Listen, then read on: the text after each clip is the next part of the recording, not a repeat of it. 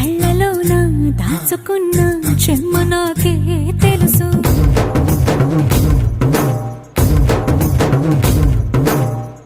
కోరమీసం రుబ్బుతున్న రోషమే నీకు తెలుసు.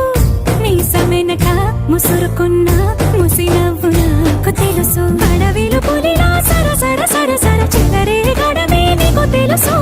అలసిన రాత్రి ఒడిలో చేరి తలవాచడమే శ్రీవల్లికి తెలుసు.